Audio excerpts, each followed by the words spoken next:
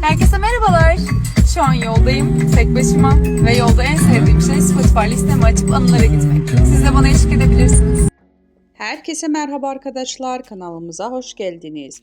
Herkesin içinde yedi bitirdi.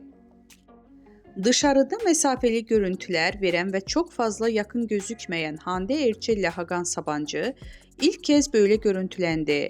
Birlikte yurt dışından çıkan ünlü çift, Hakan Sabancı'nın herkesin içinde sevgilisine olan yakınlığı hayranları tarafından görüntülendi.